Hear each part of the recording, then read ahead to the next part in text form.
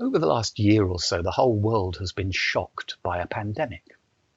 The coronavirus has taken millions of lives, and the societal responses to it have resulted in dramatic and unprecedented changes to everyday life. The pandemic has not affected everybody equally. Indeed, it's heightened and highlighted many structural inequalities, but it has affected everybody.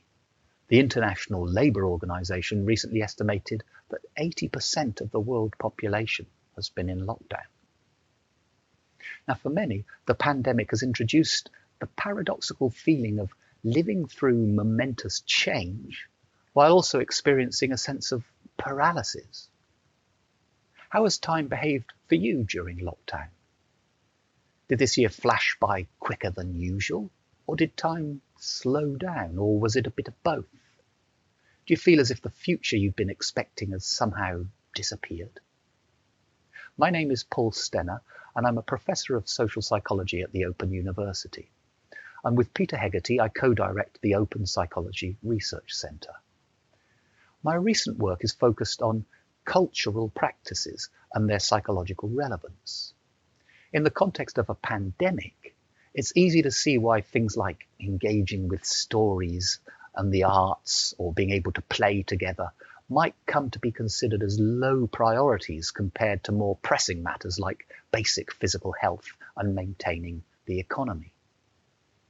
But my purpose in this talk is to encourage the view that cultural practices are not trivial, but key to coping with life changes.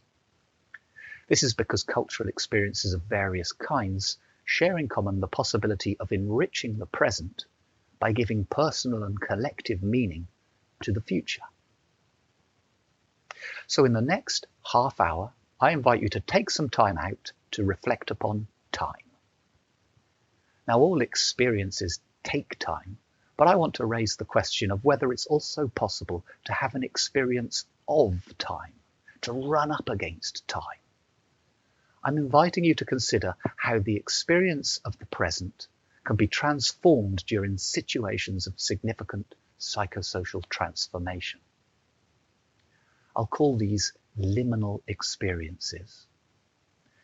Liminal situations can be destructive to well-being, and this is partly because time can behave strangely and we can lose our sense of where we came from and where we're heading.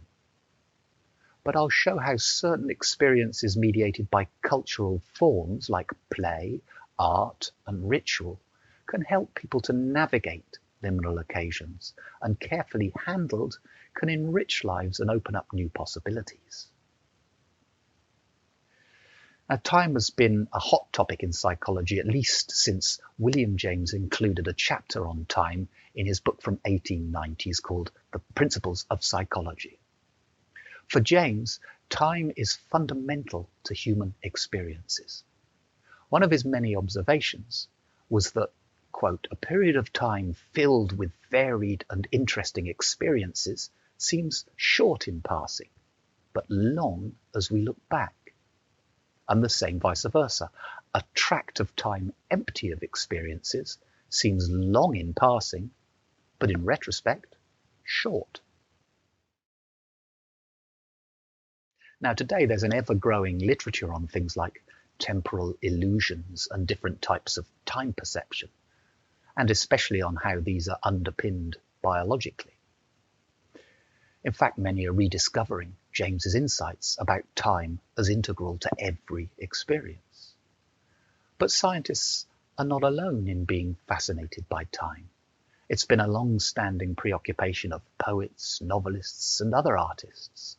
For example, one of my favourite songwriters, the late Townes Van Zandt, has a line in one of his songs that goes, "Tomorrow's half of all you've got, so treat him good, 'cause when I'm gone, he'll stay." Many have struggled to treat their futures good during the pandemic, and some feel that their futures have even ceased to exist. I saw a woman interviewed on the BBC News recently who said, "I can't wait for the new future to start." This is now a quite common way of speaking, but it's an interesting and quite revealing expression. It seems the future that she had previously expected has been snatched away. We might say that her future has become old. It's become a future of the past, a past future. But a new future hasn't started yet. We might say that she still awaits her future future. So here, curiously enough, we have three different futures: a past future, a present future, and a future future. But how is this possible? G.H. Mead, who was one of the founders of social psychology, argued that it's possible because the future always belongs to a present. The novelty of what he calls an emergent event can disrupt the present. If the present changes significantly as a result of being rudely interrupted, then so does its future. But what kind of thing must the present be such that it can be transformed in this way? Well, for Mead, the present is nothing less than the seat of reality. What he means by this is quite simple. Neither the future nor the past exist as an independent reality. The past has happened and gone, and the future has not yet happened. But both exist and are meaningful only in relation to a present, or for a present. So when we imagine the future, this imagining is a real activity that is done in the here and now of a present. And likewise, the remembered feeling of a time now past is always a present feeling for the one going through the memory. What happened in the past has irrevocably gone, but it can nevertheless be kept alive in the present as a memory for present purposes. Now, since the past and the future are folded together in the present, time cannot be understood as if it were an instant, but rather as something that comes in durations, or what James calls events with a temporal thickness. Like a drop of water, each drop of present experience comes as a complete unity. For example, when I see a shooting star flash across the night sky, I don't see a series of instant presents. All the changes of place that the star goes through are contained in the same drop of experience that is my present. And the recent work of neuroscientists like Jason Brown and Remy Lestienne and others suggests that the brain doesn't work by taking a series of instant snapshots of surrounding reality and then stringing them together like a movie to create a sense of movement. Rather, each drop of duration is more like a living composition, which creates a coherent whole out of many different ingredients, adjusting itself by filling in gaps here and adding contrasts there. And more, each present duration flows into the next, emerging from its predecessor and giving rise to its successor. So each drop of present experience is the standpoint from which the past and future are integrated and kept alive in the ever-changing here and now that William James called the stream of consciousness. And this ongoing process creates a sense of coherence and predictability. Each present duration expects its future by carrying forward its past. So when you hear me utter these words, you're surprised if I seem not to bring the sentence to its end. I've been trying to describe to you the kind of thing the present is, such that it can be disturbed by a liminal experience. The present can be disturbed because it's a complex and fragile, mobile construction composed out of a mixture of processes including perception, memory, and imagination. And under ordinary circumstances, we take all of this for granted and we don't think much about time. We're just in time. We use time. We don't feel lost in time because the past and the future give us coordinates that allow us to situate ourselves. But even this is a huge simplification. The temporal coordinates that orient us are also social.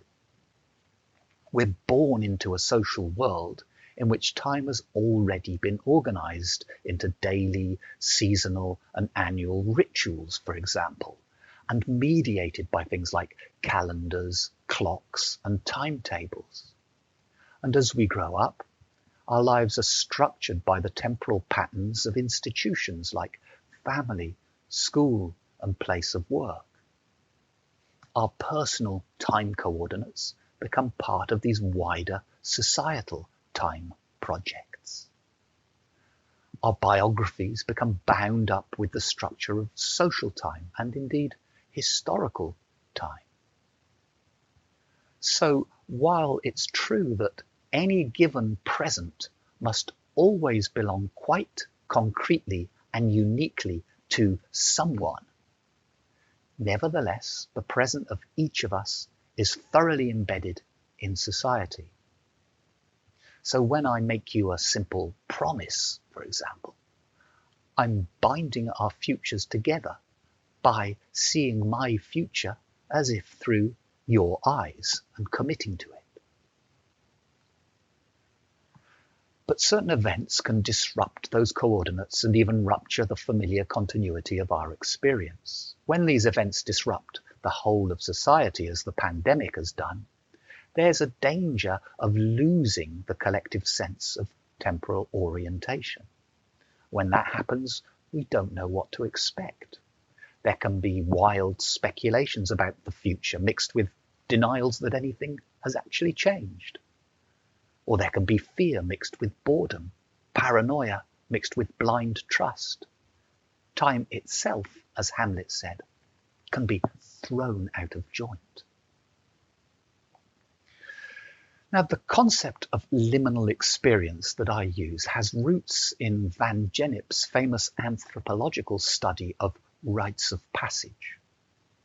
A typical rite of passage is a traditional ceremony during which people undergo a passage from one status to another, for example, from child to adult, or from single to married. Van Gennep found that rites of passage around the world are made up of a sequence involving three broad types of ritual. Crudely summarized, at the beginning, there are the rites of separation, which help those involved to say goodbye to the status they're leaving behind, so goodbye childhood. And at the end, there are rites of incorporation, which help them to say hello to what will be their new social world. Hello, adulthood. In between, there are the liminal or transition rites, in which participants momentarily exist on the cusp, as it were, between what they once were and what they will be. Such rituals have been at the heart of human culture probably for as long as people have existed. They provide a collective form of symbolism that helps make sense of important life changes like births, deaths, marriages, initiations.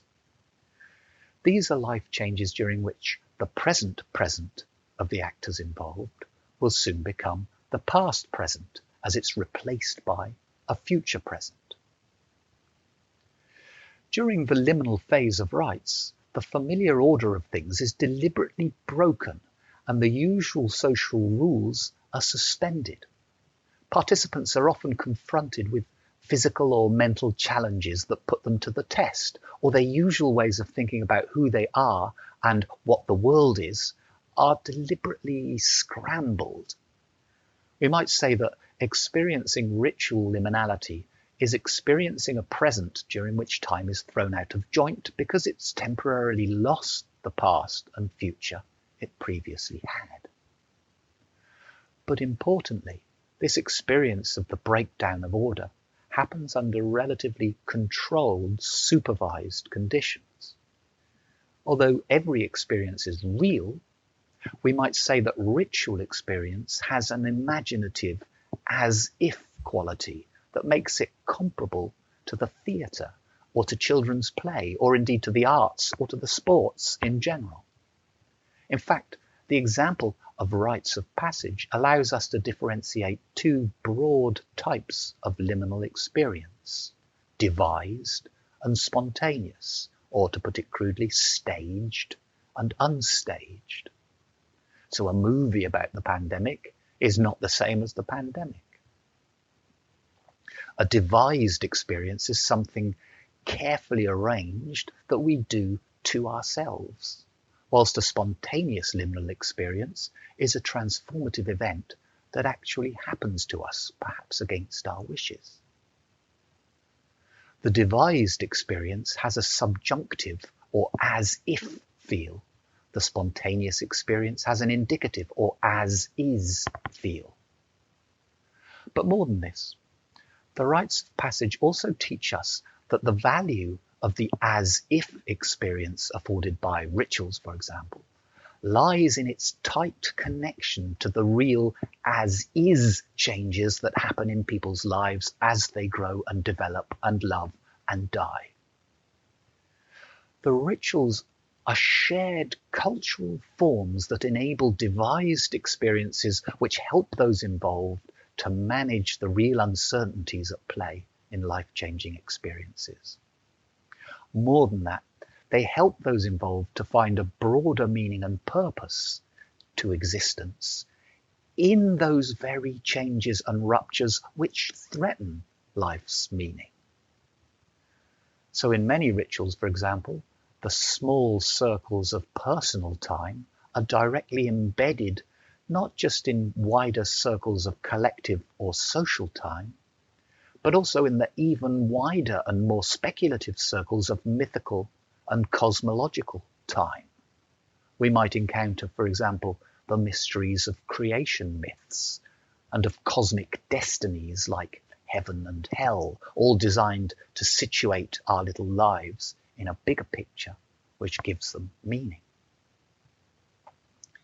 This devised as-if quality found in ritual is at the same time deeply familiar and very strange. I've noted that it's a feature shared in common by ritual, by storytelling, by theatre, by film, by art, but also by play and by dreams. In each case, it's as if we step out of ordinary time and space and create another world that exists within the wider world, but is exempt from its rules, especially the rules of time. Take, for example, a simple nursery rhyme, like the following, which gives us access to the as-if world of Solomon Grundy. Solomon Grundy, born on Monday, christened on Tuesday, married on Wednesday, took ill on Thursday, grew worse on Friday, died on Saturday, buried on Sunday. That was the end of Solomon Grundy. It might seem obvious, but what's worth reflecting on here is the fact that the child reciting this little rhyme gets an entire life into the present in front of their eyes in about 10 seconds flat, complete with the rites of passage. No other animal is capable of seeing their life and death like this, of creating a cultural form to present it and to symbolize and express what is simultaneously so trivial and so profound. Let me now unpack this relationship between devised and spontaneous liminal experiences using two brief examples from cultural psychology. The first is about children's play and comes from the research of Martina Cabra in Neuchâtel, Switzerland. And the second is about art therapy. Both will soon appear as chapters in a book which is currently being put together by Brady Waggoner and Tanya Zetoun, based on some of the ideas that I've been presenting in this talk. First, Martina Cabra recorded the play of two young twins, Natalie and Luke. Natalie and Luke are anxious about their future because they're facing an unstaged, spontaneous life transition. They're about to leave kindergarten and start primary school, which is a big and scary step. Now, when something disturbs a child's life, it will often feature in their play. Exactly this happened with Natalie and Luke. They started playing the roles of mum and Dad, and they enrolled Martina Cabra to play the role of a small child anxious about having to be separated from her parents. Here's a little excerpt from the data. Natalie: your mum will come later. She comes back tonight, darling. Luke: we're right next door. You will have fun, and Mummy comes back tonight, okay? They all then pretend to sleep, and then Natalie and Luke take Martina's hand and take her into the next room. Luke: you have to go to school now, okay? Natalie: yes, come, this is your bag. You will have fun, and Mummy comes back tonight, okay? Martina: but you come back tonight. Natalie: yes, darling, we come back later. Now we need to go to work. This is a very simple and familiar scene, but look a little deeper into how time is functioning here. First, the spontaneous experience of liminality that prompted the play was itself an anxiety about an unknown future in a big school without Mum and Dad. Both twins knew the transition to school was coming, but it hadn't happened yet. But clearly this looming future was disturbing enough to unsettle the present future of the twins. Second, in playing the roles of Mum and Dad, Natalie and Luke are picking out and using words that they have either heard their parents say in the past or imagine they may say in the future. As Martina Cabra observes, in those 30 minutes of play, we lived through 3 or 4 months of life. So the play allowed time to be greatly condensed and rendered into a form that is easily manipulable by the players. We might even say that the play works as a kind of time machine that allowed these children to translate the unstaged problems of their own futures into a new, staged, devised format. This reframing allows the twins to observe their issues as if from a distance. It allows them to work through their time problems in a safe space in which they can imagine alternative visions of a less threatening future and rehearse them. In this way, art and life mutually enrich one another, and the dreaded future in life beyond the play becomes a little more manageable thanks to the play. Something similar can happen when engaging with art, and I think this is what makes art therapy so useful. Kerstin Rösler and her colleagues in Denmark, for example, have recently studied experiences during a 5-day cancer rehabilitation program based on art therapy. Receiving a diagnosis of cancer is an event very likely to disrupt the present and generate anxieties about a suddenly transformed and uncertain future. Without going into detail, I want to show you this image of a tree that was painted by one of the participants and given the title Faith. Actually, this is an accurate copy that was kindly painted for me by Kerstin Rösler herself. I suggest to you that this tree is a symbol of time or temporality that has been, as it were, liminalized. As you can see, this is an uprooted tree, replanted with its roots in the air. Instead of growing in the usual fashion according to linear time, starting from the roots in the ground and growing to the leaves in the sky, a spontaneous liminal experience has uprooted it and reversed the usual course of things.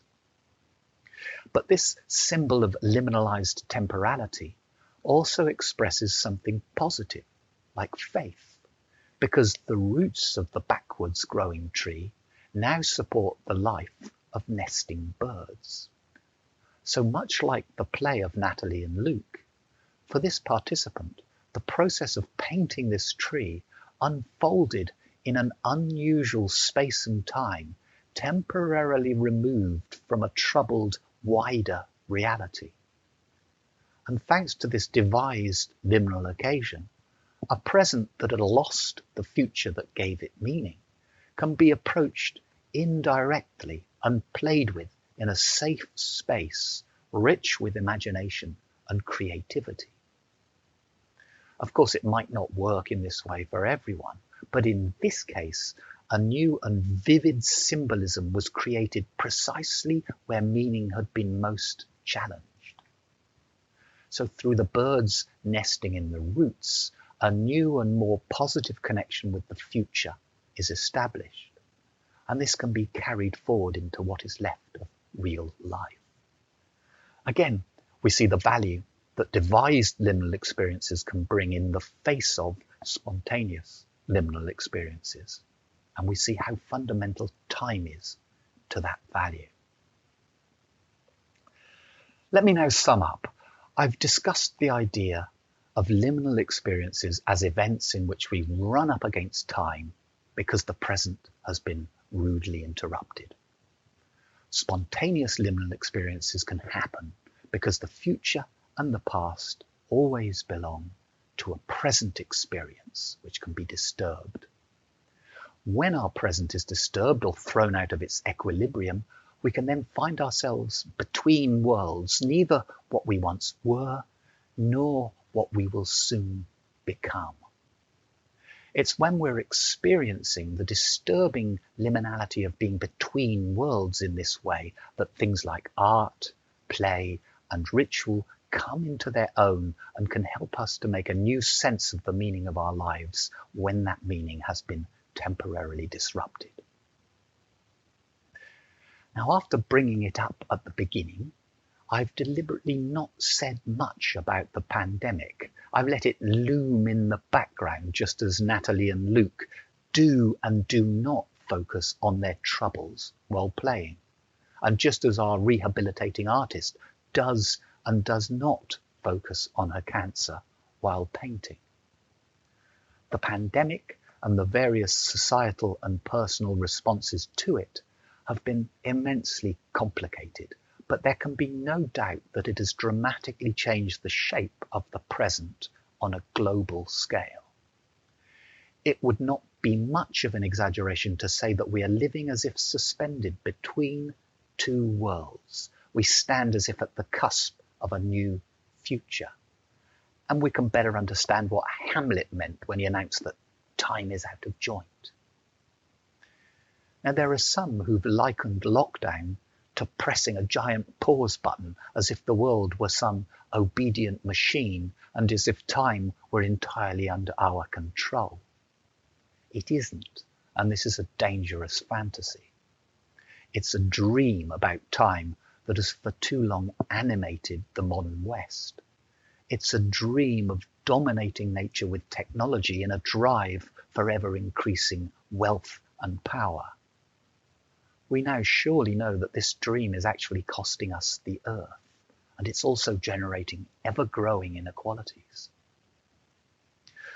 The ruptures in our lives introduced by liminal experiences can easily be exploited by opportunists and tricksters, and when mishandled, they can easily give rise to closed-mindedness, to conflict and hostility. But this is not the only possible future that awaits us. I've suggested that the experiences we can get from art, literature, play, ritual, and many other cultural forms are crucial to human psychology and collective life. We should take these cultural experiences very seriously. Tomorrow is half of all we've got, so let's work out how to treat it good. Thank you very much for listening.